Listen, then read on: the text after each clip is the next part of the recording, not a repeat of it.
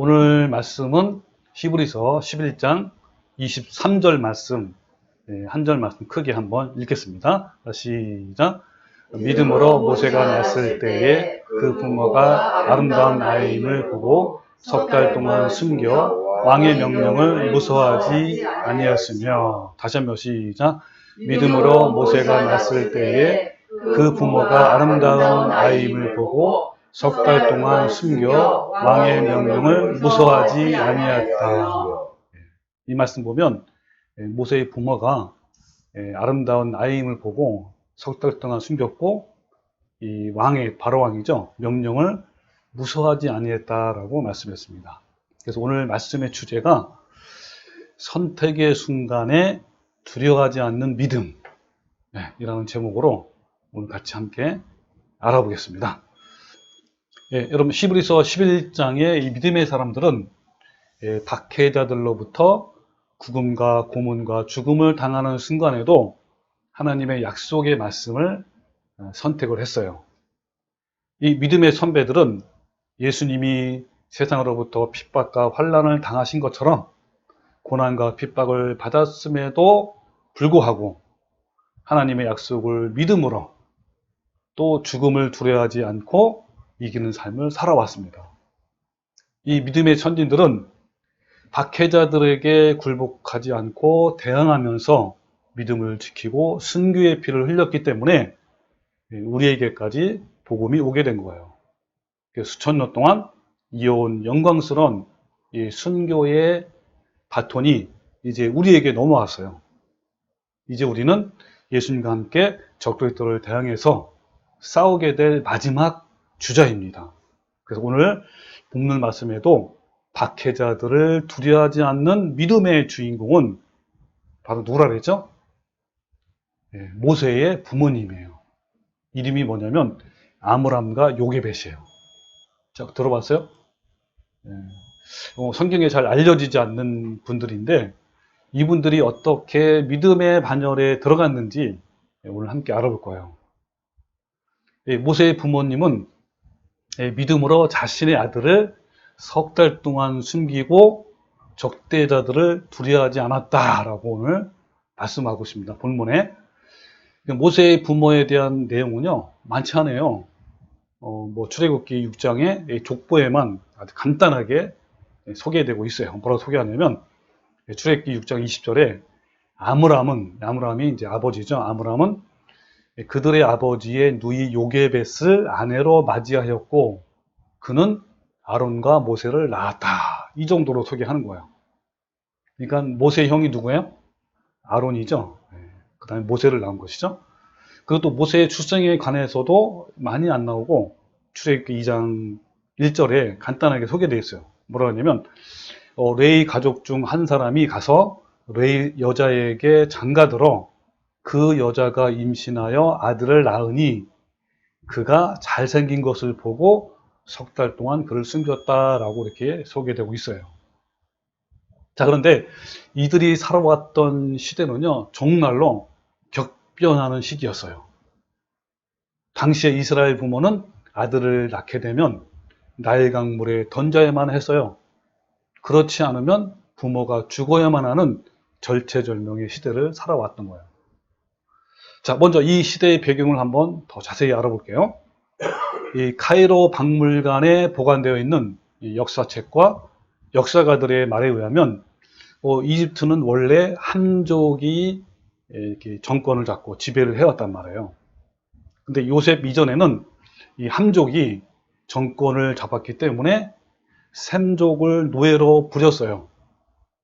여러분, 그 이스라엘은 어느 족이죠? 셈족이에요, 셈족.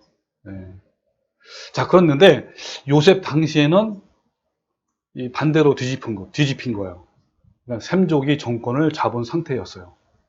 그래서 요셉이 노예 신분에서 갑자기 총리가 될 수 있었던 것도 셈족이 쿠데타를 일으켜서 정권을 잡았기 때문에 가능한 것이었어요. 그런데 요셉이 죽은 후에 또 이번에 함족이 반란으로 정권이 다시 바뀌게 된 거예요. 우리나라에도 여러분 이번에 정권이 바뀐 것처럼 그 당시에도 상황이 역전됐단 말이에요. 그러니까 요셉 당시 노예 신분이었던 함족이 이제 외국 백성이 되었고 반대로 셈족이 노예가 된 거죠.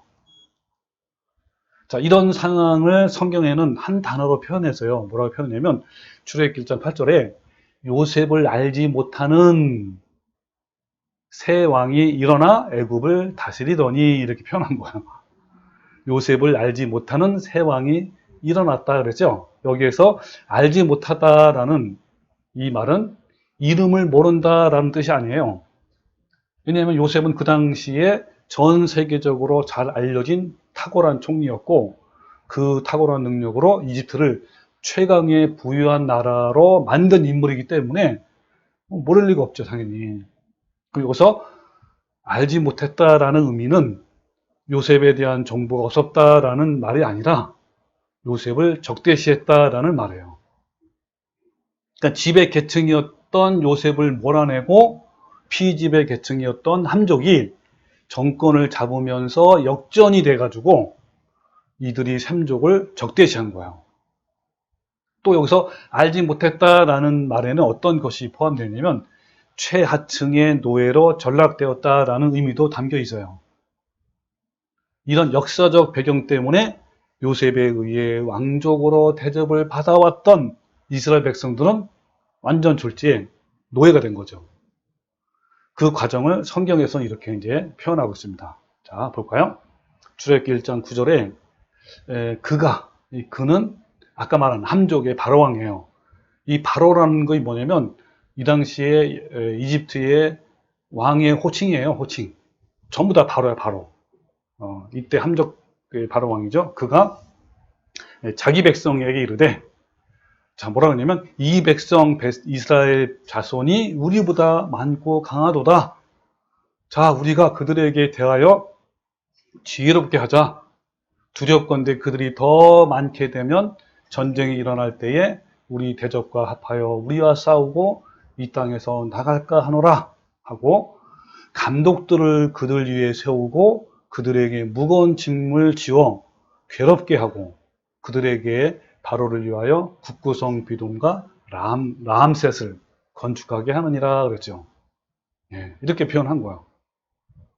그 역전돼 가지고 이제 오히려 이스라엘 민족이 노예가 돼 가지고 여기 있는 것처럼 무거운 짐을 짓고 괴롭게 하고 예, 이런 건축을 했단 말이에요. 예. 자, 그래서 이 셈족에 의해 한 번 정권을 빼앗겼던 역사를 경험한 이 함족은 이스라엘 백성의 수가 불어나는 것이 너무 걱정이 된 거예요. 그래서 그때 바로왕은 이스라엘 민족이 출산할 때 아들이면 무조건 죽여라! 라고 명령을 한 거예요. 이때부터 함족에 의해 지배를 받아온 이스라엘 백성은 정말 괴로운 노예 생활이 시작되었고요. 그런 그들에게 이제 점점점 400년이라는 시간이 지나면서 노예에 대한 고통의 강도가 더 높아지게 되었고, 그 말은 무슨 말이에요? 마침내 출애굽의 시기가 점점 다가오고 있었다라는 걸 말하는 거예요. 그러니까 하나님은 출애굽 직전에 이스라엘에게 가장 어두운 고난을 허락하신 거예요. 예, 우리도 마찬가지예요. 우리도 앞으로 마지막 그 환란 때에도요, 예수님께서 친히 강림하셔서 우리들을 데리러 오신다고 했잖아요. 그 직전에, 예수님 오시기 직전에 적그리스도에 의해서 가장 어두운 밤을 맞게 될 거예요. 그래서 좁은 길을 가는 우리에게 앞으로 만약에 큰 고통이 그런 날이 온다면 바로 예수님이 재림이 가까이 왔다라는 것을 우리가 알 수 있는 거예요. 자, 그러면 출애굽기 1장 15절에 이런 말씀이 있어요. 자, 봅시다. 그 당시 어떤 상황인지. 애굽 왕이 히브리 산파 십부라라는 사람과 부하라라 하는 사람에게 말하여 이르되 너희는 히브리 여인을 위하여 해산을 도울 때에, 그리고 십부라와 부하는 어떤 사람이죠? 산파죠. 예. 그때 그 자리를 살펴서 아들이거든 그를 죽이고 딸이거든 살려두라 그랬죠. 그 아들이면 무조건 죽여라, 아니면 너네들 당장 죽이겠다, 그런 뜻이에요. 자, 이것만 또 하나의 장치를 또 마련했어요. 출애굽기 1장 22절. 바로가 그의 모든 백성에게 명령하여 이르되, 자, 모든 백성에게 명령했단 말이에요. 아들이 태어나거든 너희는 그를 나일강에 던지고 딸이거든 살려두라라고 이렇게 엄한 명령을 한 거예요. 네, 모세의 부모, 즉 아므람과 요게벳은 레위 족속으로 이와 같은 격변기에 살았어요. 그런 가운데 그 아내 요게벳이 임신을 한 거예요. 그들은 아들이면 나일강에 버려졌기 때문에 아이가 출생하는 날까지 굉장히 불안해했어요. 근데 이런 와중에 아들이 태어난 거예요. 네, 그들은 엄청난 고통에 직면했고요. 바로의 명령을 어기면 죽음인 거예요. 그러나 그들은 믿음으로 아들을 살릴 것을 결정한 거예요. 여러분, 자식을 보호하는 것은 본능이기 때문에 뭐 믿음이 아니라고 생각할 수도 있어요. 그러나 이 당시에는 안 그런 거예요. 그래서 본문 말씀에서는 믿음으로라고 이렇게 말씀하고 있는 거예요. 여러분, 왜 아들을 목숨을 내놓고 살리려고 했을까요? 당시의 모든 부모들은 대부분 아들이면 자식의 목숨이 위험하니까 가족이 죽였단 말이에요. 버리거나. 근데 왜 이 부모들은 아들을 목숨 내놓고 살려 했을까요? 왜 히브리서에는 이 사건을 믿음으로라고 이렇게 말씀했을까요? 자, 우리 함께 출애굽기 현장의 말씀으로 한번 가봅시다. 자, 여기에 힌트가 있어요. 자, 히브리서 2장 2절에는 그가 잘생긴 것을 보고 석 달 동안 그를 숨겼다 그랬죠? 이 잘생긴 것은 외적으로 이렇게 표현한 것을 말하는 거고요. 근데 이 같은 말씀은 히브리서 오늘 본 말씀이에요. 뭐라고 했죠? 그 부모가 아름다운 나임을 보고 석 달 동안 숨겼다 그랬죠? 여기서 아름다움이 바로 내적인 아름다움. 그 품성이겠죠? 그리고 사도행전 7장 20절은 이렇게 말씀하고 있는 거예요. 그때 모세가 났을 때 하나님 보시기에 아름다운지라 그랬어요. 그래서 그의 아버지의 집에서 석 달 동안을 길렀다 그랬죠? 여기서 하나님 보시기에 아름다운지라가 바로 내적과 외적인 것을 포함한 결론적인 말씀이에요. 그럼 여기서 하나님 보시기에 아름다운지라라는 말씀을 헬라 원어로 직역해보면 이런 말씀이에요. 하나님께서 계속 품위가 있었다. 누구한테? 모세한테. 그런 거예요. 자, 품위가 있다는 말 더 쉽게 말하면 존귀함이 있다. 존귀하다라는 걸 말하는 거예요. 그리고 이 계속이란 말은 이 시제가 동사 완료예요. 완료 동사인데 이것은 뭐냐면 현재 완료처럼 영어에 과거의 어느 시점부터 시작되어 지금까지 계속되어지는 것을 말하는 거예요. 이 언어는요, 헬라어에 있는 특이한 그러한 언어입니다. 다른 데는 없던 그런 거예요. 그러니까 여러분 이 말씀을 어떤 의미를 말하죠? 하나님 보시기에 아름다웠다라는 말은 하나님께 보기에 계속 품위가 있었다. 즉 하나님께 항상 존귀함이 있었다라는 걸 말하는 거예요. 그러니까 모세의 부모는 태어난 그 아이가 보니까 하나님께 대단히 존귀하다라는 것을 알게 된 거야. 깨닫게 된 거야. 그 부모는 하나님께 존귀한 아임을 어떻게 알았을까요? 또 하나님께서 존귀한 아이라는 의미가 무엇을 말하는 것일까요? 여러분, 지난주에 설교에서도 요셉이 조상 아브라함 때부터 전수를 받은 하나님의 언약을 믿었기 때문에 때가 되면 이스라엘 백성이 애굽을 떠날 것과 또 자신의 유고를 가나안 땅에 가져갈 것을 굉장히 명령했잖아요. 지시를 했잖아요. 그것처럼 이 애굽의 노예로 살고 있던 이 당시에도요, 경건한 유대인들은 아까 말한 창세기 15장에서 이스라엘에 대한 하나님의 언약을 기억하고 있었어요. 자, 그 언약을 다시 한번 또 상기해 봅시다. 자, 창세기 15장 13절이죠. 자, 여호와께서 아브라함에게 정말 어마무시한 중요한 예언의 말씀을 해요. 자, 너는 반드시 알라 그러면서 내 자손이 이방에서 객이 되고 나그네와 외국인이 되고 또 그들을 섬긴단 말은 노예가 된단 말이죠. 또 그들은 400년 동안 내 자손을 괴롭히리니 그냥 굉장히 힘든 노예를 생활을 한단 말이에요. 그들이 섬기는 나라를 내가 징벌할지며 그 후에 내 자손이 큰 재물을 이끌고 나올 것이다 라는 이것이 바로 요셉이 믿었던 언약의 말씀이고 또 요셉을 통해서 계속 퍼져나갈 거 아닙니까? 네, 이거를 당연히 누구도 알았어요? 요셉의 부모님도 당연히 이 말씀을 알은 거죠. 여러분 사람은요 이 평화롭고 편안한 시기에는 하나님의 언약을 잊고 살지만 암울하고 어두운 시기에는 하나님을 의지하고 하나님의 언약을 바라보게 돼 있어요. 그래서 이스라엘 백성은 지금 방금 읽은 창세기 10장 하나님의 언약의 말씀을 기억하고 그 언약의 말씀에 의지해서 괴로운 노예 생활에서 구원해 줄 것을 부르짖고 기도하고 또 기도한 거예요. 우리에게 구원자를 보내주세요 라고 끊임없이 부르짖었단 말이에요. 그리고 모세가 태어난 때는요 애굽을 떠나 가나안 땅으로 들어가야 하는 400년의 시기가 다가오는 때였단 말이에요. 모세의 부모는 이 시기를 알았어요. 그리고 자신의 아들이 그 사명을 감당할 하나님의 사람임을 직감한 거예요.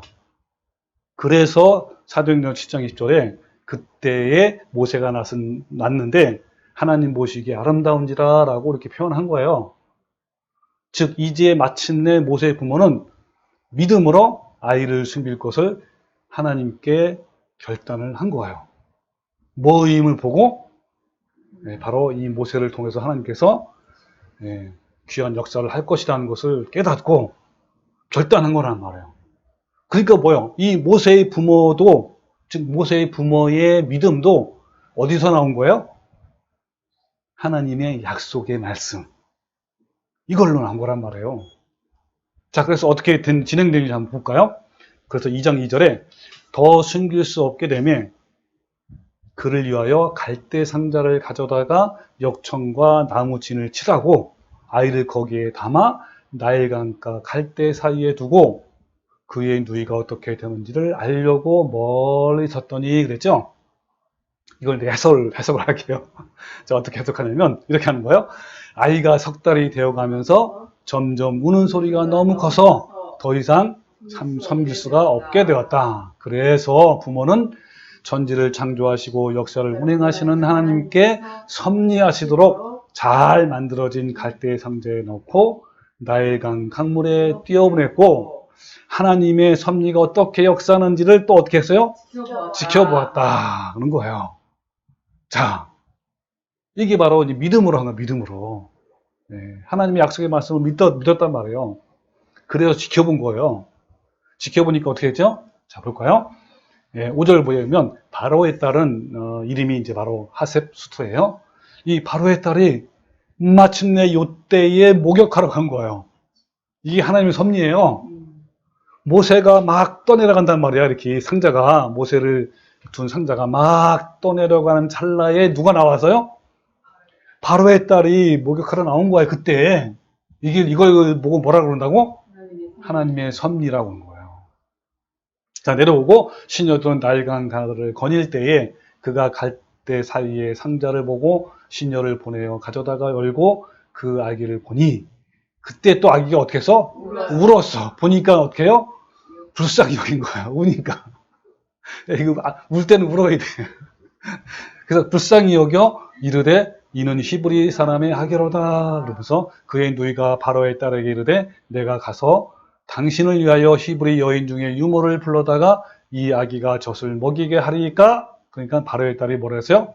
그래 그렇게 해라 그랬잖아요. 요때 마침 가서 지켜봤던, 그죠? 이렇게 했단 말이에요. 누이가. 그랬더니 이제 가라 그랬어요. 그죠? 그래가지고 그 소녀가 가서 그 아이의 어머니를 불러와서 바로의 딸이 그에게 이르되 이 아기를 데려다가 나를 위하여 젖을 먹이라. 그러면서 뭐라 했어요? 내가 그 싹쓸 주리라. 아니 자기 아들을 키우면서 거기에 대한 보수까지 받은 것은 아마 이 모세 엄마밖에 없을 것 같아. 예, 이게 바로 하나님의 섭리란 말이에요. 그러니까 모세가 자라면서 누구의 영향을 가장 많이 받았어요? 이 친엄마의 영향을 받은 거예요, 교육을. 여기에 이런 숨은 뜻이 있어요. 그리고 여인이 아기를 데려다가 젖을 먹이더니 그 아이가 자라매 바로의 딸에게 데려가니 그가 그의 아들이 되니라. 누구 아들이 된 거예요? 쉽게 말하면 왕자야, 왕자. 예, 그 가장 요즘 말하면 미국이라는 나라의 왕자로 딱 등극된 거예요. 이게 하나님의 섭리가 아니고 무엇이겠어요. 그리고 그가 그의 이름을 모세라 하여 이르되 이는 내가 그를 물에서 건져냈습니다. 예. 바로 이렇게 누구의 믿음으로 된 거예요? 그 어머니의, 모세의 어머니의 믿음으로. 모세의 어머니가 뭘 믿은 거예요?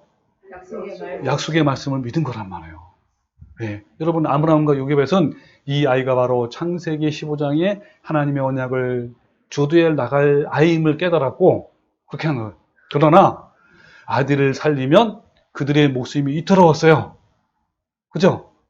그 요셉의 부모님은 하나님의 언약의 말씀이냐 아니면 바로의 명령이자라는 선택의 기로에 있었던 거예요.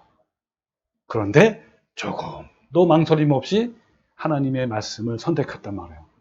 그래서 3달 동안 숨기면서 아이를 키웠고 그리고 마침내 이 아이를 하나님의 섭리에 의지해서 강물에 띄운 거예요.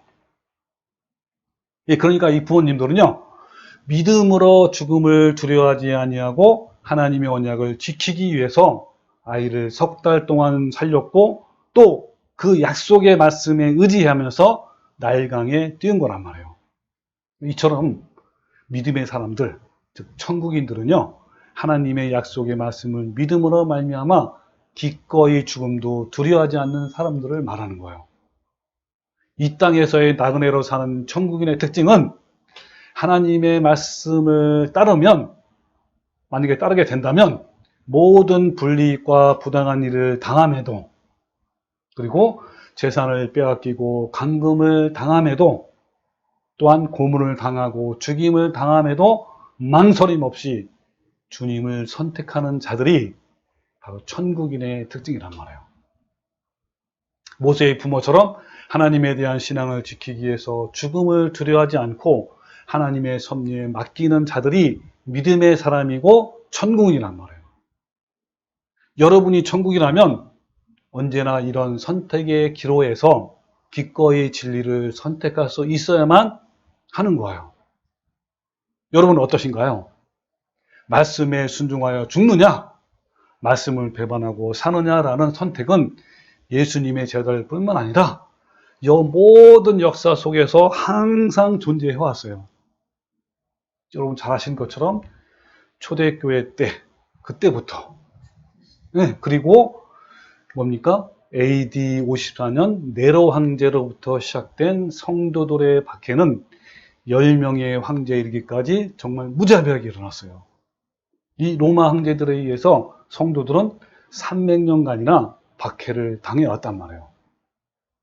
그들은 원형 경기장에서 사자의 먹잇감으로, 때로는 격투장에서, 그리고 불타는 장작더미 위에서 갖은 고문과 폭력에도 황제들에게 당당히 죽음을 선택했어요.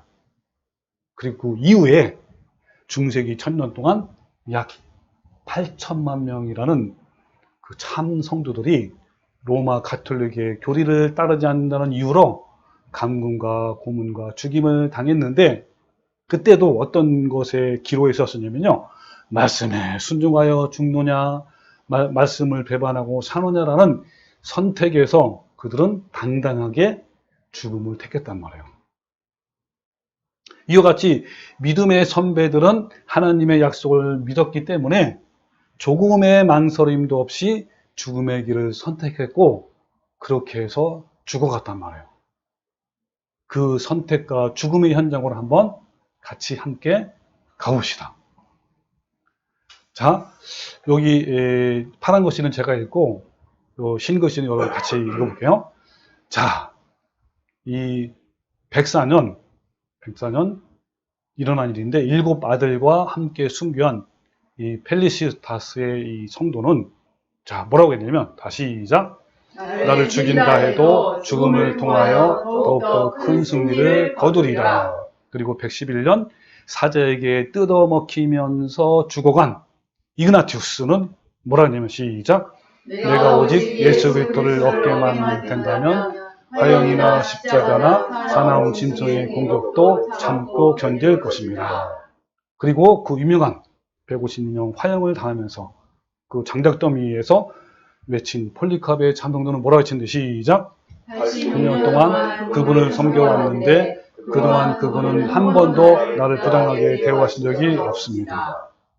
또 165년 참수형을 당하면서 외친 이 저스틴의 이 고백을 들어보게요. 시작. 우리 주 예수 그리스도를 위해 고문을 당하는 것보다 더 귀중한 일이 없습니다.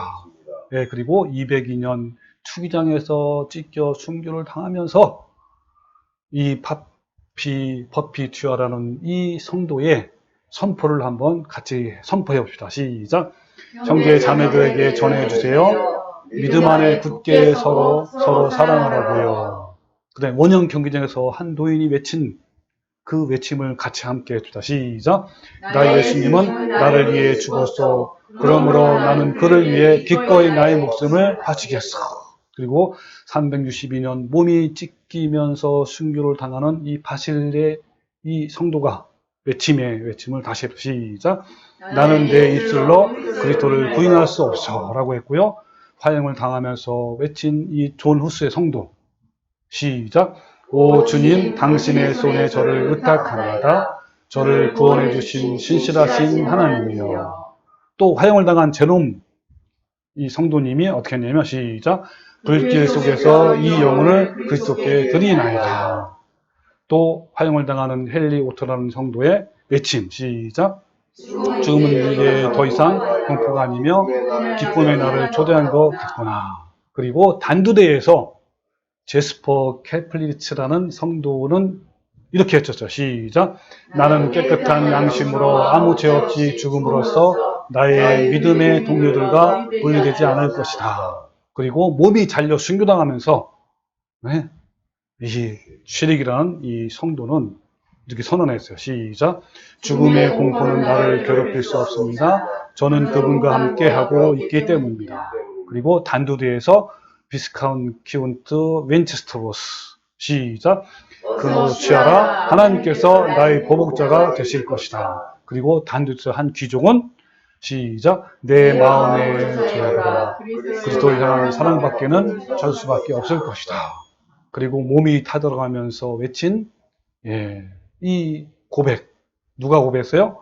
존 랜버트 시작. 그리스도 외에는 아무도 없다. 아무도 없다. 그리고 화형을 당하면서 외친 조지 위샤트 성도 시작.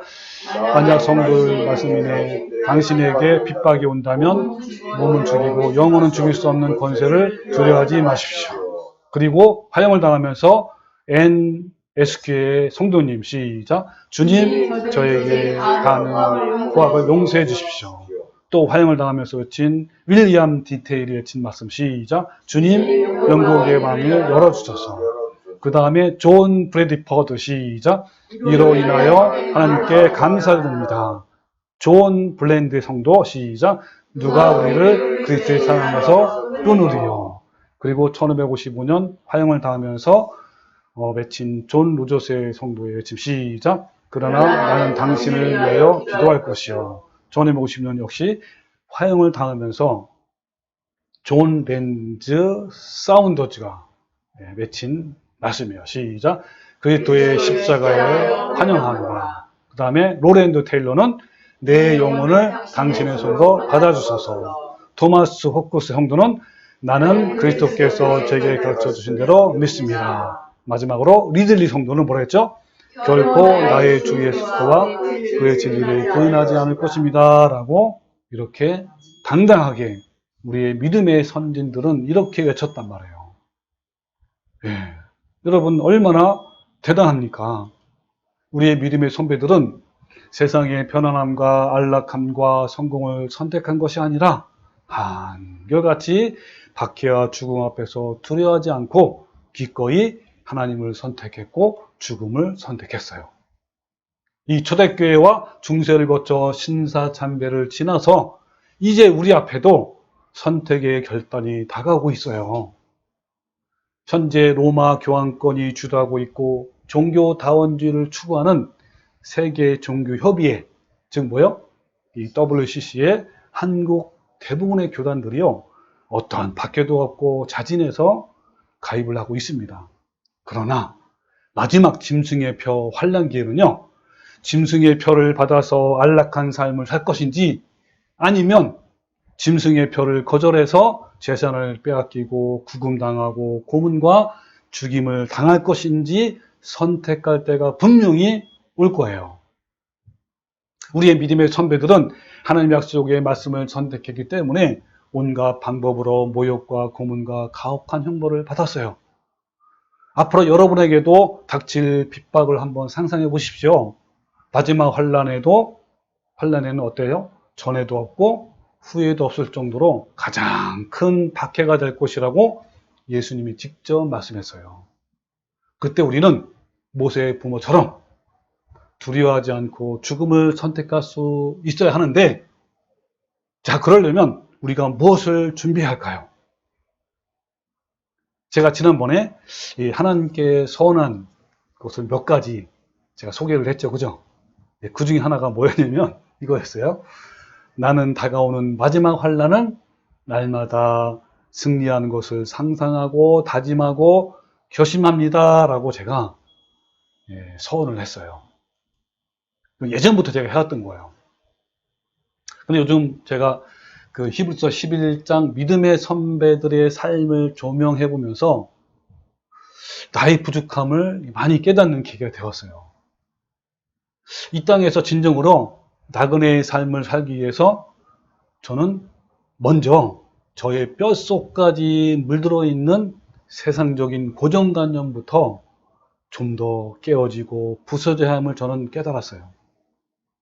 나의 마음이 늘 하나님 나라에 있는 것이 아니라, 왜 나도 모르게 때로는요, 세상을 향하려는 그런 그 성향이 어떤 때는 막 나온단 말이에요. 이런 걸 발견하고 놀라기도 했습니다. 여러분, 인간의 마음은요, 본능적으로 세상 것에 향하여 있고 또 추구하려는 그런 성향이 강력해요. 그래서 우리는 현재 삶에서 세상 것을 포기하는 연습과 각오와 결단을 하지 않으면 마지막 선택의 순간에도 롯의 처처럼 약속의 말씀을 택하지 않고 얼마든지 세상의 안락함을 선택할 수가 있는 거예요. 여러분은 어떠신가요? 지금이라도 믿음 때문에, 예수님 때문에 이 땅에서의 안락함과 재산과 자신의 성공과 출세를 포기할 수 있나요? 아니면 세상 것들을 내 손에 꽉 움켜잡고 있을 것인가요? 지난주 설교를 듣고 이 몇몇 성도들이 잔잔한 충격을 받고 자신을 많이 돌아보게 되었다라는 말을 들었어요. 특별히 무균실에만 있게 해달라고 하나님께 기도한 자신을 발견하는 계기가 되었다라는 말을 들었습니다. 혹시 지난주 설교 내용이 어떤 건지 기억이 납니까? 네? 자, 간략하게 하이라이트만 한번 제가 복습을 해볼게요. 여러분, 축구도 90분 아닙니까? 이 하이라이트만 보면 재밌잖아요. 자, 하이라이트 경기를 제가 소개할게요. 네, 하나님은 우리가 언제든지 떠남을 일깨워지기 위해서 우리에게 안락한 삶을 주시는 것이 아니라 고난을 허락하시는 분이에요. 좁은 길을 가기로 결단한 성들 중에 떠남의 준비가 안 된 자들에게는 편안한 삶을 주시는 것이 아니라 오히려 고난을 허락해 주시는 경우가 많아요. 요셉처럼, 그리고 400년 동안 애굽에서 노예 생활을 한 이스라엘 민족처럼 우리도 우리의 삶에도 하나님은 나그네의 길을 가도록 때때로 고난을 주신단 말이에요. 고난은 우리로 하여금 하나님을 간절히 찾게 만들고 신의 성품으로 다듬어지게도 하고 또 성숙한 믿음이 되게 하는 거예요. 그러니까 하나님이 우리에게 허락하신 고난의 슬픔은 우리를 사랑하사 하나님만 바라보도록 하는 나그네의 삶을 살기 위해서 주신 은혜인 거예요. 이 고난의 슬픔은 외적으로는 비참하게 보이지만 하나님을 향한 믿음을 강하게 단련시킵니다. 여러분, 사람이 세균과 함께 살면서 이 면역력을 키워야 건강한 삶을 사는 것처럼 성도는 고난을 통해서 이 전금으로 이렇게 단련이 되는 거란 말이에요. 고난이 없는 삶을 바란다는 것은 무균실에서 살겠다는 것을 말하는 거예요. 건강한 사람도요, 무균실에서 살게 되면 어떻게 된다 그랬죠? 면역력이 약해져요. 그렇기 때문에 오히려 병들고 죽게 된단 말이에요. 이 영적으로 치명적인 중병에 걸린 자들은 뭐라고 하냐면 제발 무균실에 들어가게 해달라고 다음과 같이 기도를 해요. 어떻게 한다고요? 하나님, 저를 제발 무탈하게 해주세요. 하나님, 성공하게 해주십시오.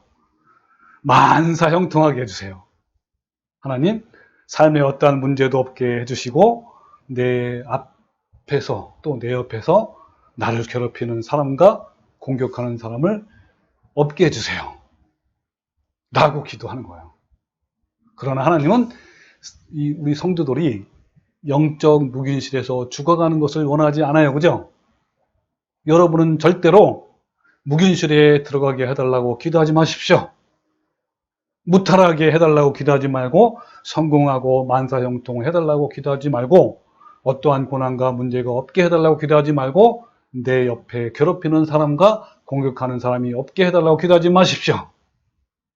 우리 하나님은 성도들이 험악한 절벽에서 휘몰아치는 거친 비바람을 극복하시기를 원하시는 거예요. 여러분, 살기 위해서는 어떻게 되든지 무균실에서 속히 탈출해야 합니다. 삶 속에서 세균 없이 비바람 없이 하나님의 사람이 될 수가 없어요.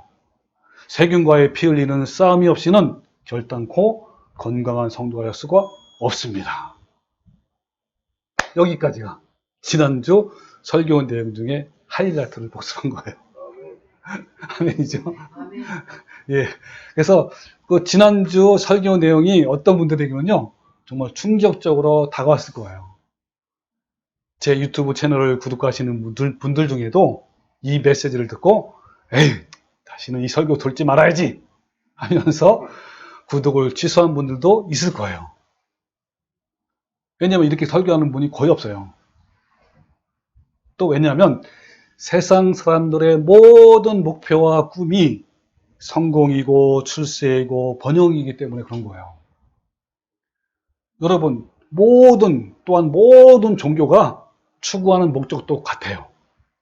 그리고 현재 기독교에서도 강단에서 선포되는 말씀이 성공과 출세와 축복에 초점이 맞춰져 있어요.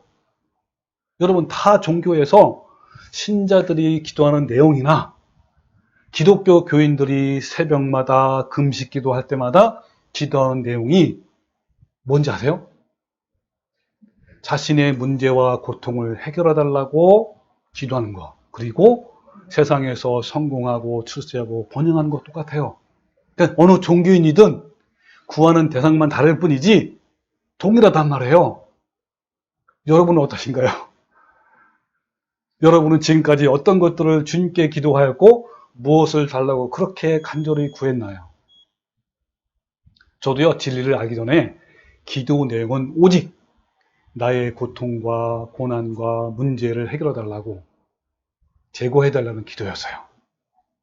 예를 들면 몸에 막 질병이 생기면, 아프면, 고통 가운데 있으면 하나님께 엎드려 밤을 새우면서 그 질병을 치료해달라고 간구했어요.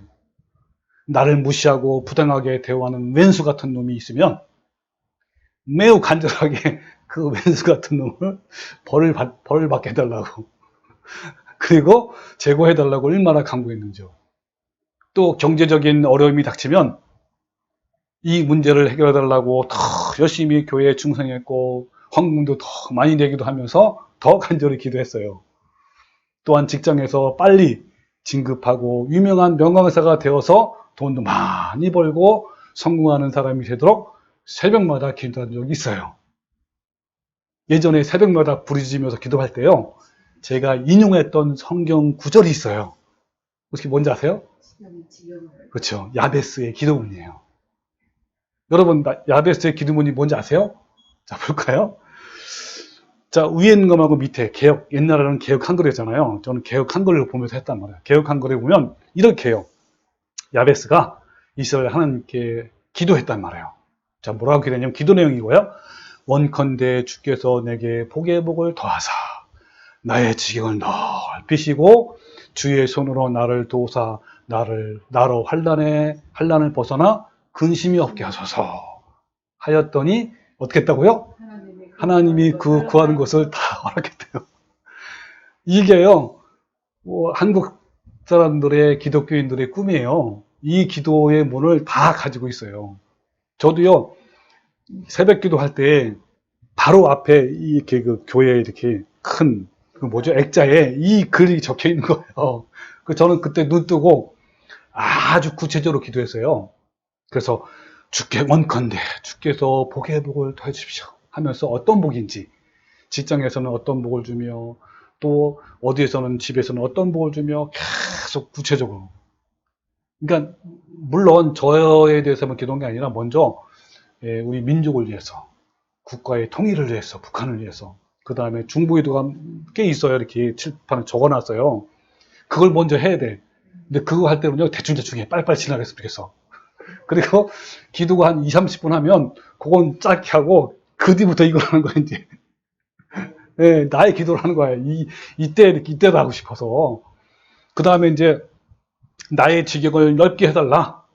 예, 그때 당시에 특히 이제 가장 많이 했던 게 학교에서 나의 위치가 이렇게 해달라고 부장으로 진급하고, 그리고 뭐 어떻게 해달라고 어떻게 다 기도해요. 또 학생들은 어떻게 해달라고. 그리고 그때 당시에 더 가장 많이 했던 게 나는 이제 점점 이제 어떤 그 이름이 알려지는 그런 교사가 됐단 말이에요. 그래가지고 더 지경이 넓게 해달라고, 강의도 이 서울 경기도만 가는 게 아니라 저 지방도 가고 나중에는 해외까지 가게 해달라고. 또 책도 냈는데 책이 많이 팔려가지고 베스트셀러가 해달라고 하고, 뭐 이런 기도를 계속 하다 보면요 2, 30분 금방 가요. 자, 이렇게 제가 이렇게 기도했어요. 네. 그 저는요, 이 고난을 통해서 나그네의 삶을 살고 주님을 더 닮아가야 하는데, 오히려 안락함과 편안함이 있는 무견실에 있게 해달라고 그렇게 새벽마다 기도를 한 거예요. 그런데 이런 기도 제목은요, 저뿐만이 아니에요. 기도해달라고 저한테 중보기도를 많이 요청해요. 그 기도의 내용이 다 똑같아요. 거기 다 아니에요. 또 기독교 방송에서 중보 기도하는 그러한 시간이 있어요. 그런 프로그램이 있단 말이에요. 그러니까 전화로 해요. 극동방송이나 기독교 전화해가지고 기도 제목을 얘기하면서 그 목사님이 기도해 주는 거예요. 근데 그때도 똑같은 내용이요. 그리고 교인들이 새벽마다 철학기도에서 부르짖는 기도 내용을 보면 다 똑같은 거예요. 여러분, 요즘에 그 코로나 방역에서 이제 해방됐잖아요. 요즘에요, 금식 기도원에 가서 부르짖는 기도가 또다시 큰 유행이라고 해요.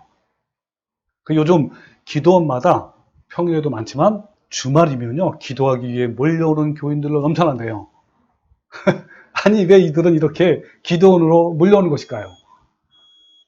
예, 맞습니다. 그들은 자신의 문제와 고난을 해결해 달라고, 그리고 성공과 축복을 달라고 부르짖기 위해서 온 거예요. 예전에 여러분 아시죠? 1997년 IMF 외환위기 때 엄청난 경제적 고난이 왔을 때도요, 기도원과 새벽 기도에 교인들이 넘쳐났어요. 여러분, 하나님께 간절히 부르짖기 위해서 그렇게 많은 교인들이 몰려오는데, 그 중에도요, 그 중에 다음과 같은 기도를 하는 사람이 몇 명이 될까요? 이런 기도. 주님, 저에게 이런 고난의 슬픔을 주셔서 감사합니다. 이 고난의 슬픔을 통해서 주님을 더 닮기를 원합니다. 내 자신이 더 깨어지고 부서지기를 원합니다. 이 땅에서 소망을 두는 것이 아니라 오직 하늘의 소망을 가질 수 있는 기회가 되게 해주십시오. 라고 하는 교인이 얼마나 있을까요? 이 세상의 모든 종교가 인간의 문제와 고통을 해결해 달라는 것과 또 성공을 목표로 하고 있어요. 목표로 존재한단 말이에요. 우리 조상들이 장독대 위에 정한수를 떠놓고 백일 기도, 또 때로는 몇 년 동안 그렇게 간절히 기도하는 이유도 뭐예요? 자신의 문제를 해결하기 위해서, 또 축복을 받기 위해서 한 거 아니에요. 모든 종교가 그런 것처럼 기독교에도 이 사건 목사와 또 오로지 복을 받기를 원하는 교인이 한마음 짝짝꿍이 되어서 하나님을 잘 믿는 자는 이 세상에서도 번성하고 또 성공하고 출세하고 꿈이 이뤄진다라고 믿는 거예요.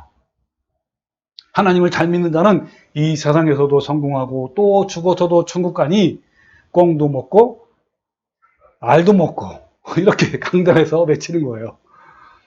이 세상 사람들이 추구하고 간절히 바라는 소망이 성공과 출세와 부귀와 영화를 누리는 것인데 기독교 교인들도 똑같단 말이에요.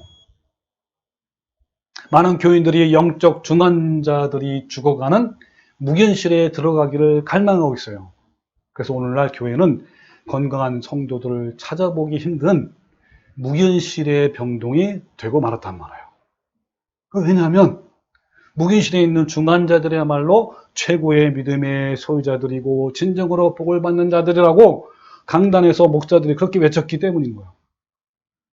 영적으로 죽어가는 환자들, 중환자들만이 들어갈 수 있는 무견실에 서로 먼저 들어가기 위해서 새벽마다 기도원에서 아우성치는 이 슬픈 광경을 우리는 얼마든지 볼 수가 있습니다. 우리도 근신하여 깨어있지 아니하면 세상에서 좀 더 편안하고 안락한 삶을 사는 것에 마음이 빼앗기가 되어 있어 없어요? 되어 있어요, 저절로. 그래서 저는요, 성공과 번영을 결코 복이라고 생각하지 않는 거예요. 그리스도인들은 고난을 사랑해야 하는 거예요. 고난을 당하는 것이야말로 진정으로 우리의 복인 거예요. 여러분, 어떤 사람은요, 자신이 세상에서 성공하면 하나님을 더 잘 믿을 수 있다고 이렇게 합리화하는 사람도 있어요. 저도 옛날에 그랬어요. 그러나 절대 그렇지 않아요. 이런 사람이 성공하면요, 교회는 여전히 열심히 다닐지는 모르지만 하나님을 더 잘 믿는 것이 아니라 또는 자신의 마음이 저 하늘에 것이 아니라 어떻다는 거예요? 자신의 마음이 온통 어디에 있어요? 세상에 있을 확률이 매우 높아요. 성공하면 이 세상에서 인정받고 안락한 생활을 얻을 수는 있을지 모르지만 영원한 생명수와 생명 과일을 먹을 수가 없단 말이에요. 오늘날 부자 청년이 예수님께 찾아와가지고 어떻게 하면 영생을 얻습니까? 라고 질문했어요. 그죠? 그때 예수님은 뭐라 했죠? 내가 온전하고 달진데 가서 내 모든 소유를 모두 팔아 가난한 자에게 나눠줘라. 그리하면 하늘에서 보화가 내게 있으리라. 그리고 와서 나를 따르라 라고 말씀하셨어요. 그러니까 예수님은 이 부자 청년이 돈을 포기하지 않는 한 하나님을 온전히 따를 수 없다는 것을 아셨기 때문에 사랑의 마음으로 이렇게 권면한 거예요. 청년이 재물이 마음으로 이 말씀을 듣고 근심하며 떠난 것을 보고 예수님이 제자들에게 뭐라고 했는지 아세요? 낙타가 바늘기로 들어가는 것이 부자가 하나님 나라에 들어가는 것보다 쉬우니라 그랬어요. 저는 이 말씀이 충분히 이해가요. 성공한 사람이 또한 성공하려고 애쓰는 사람이 자기가 가진 것, 또 앞으로 가질 것을 초계처럼 여기고 언제든지 포기할 수 있는 나그네의 마음 상태로 살아가기가 쉬울까요? 어려울까요?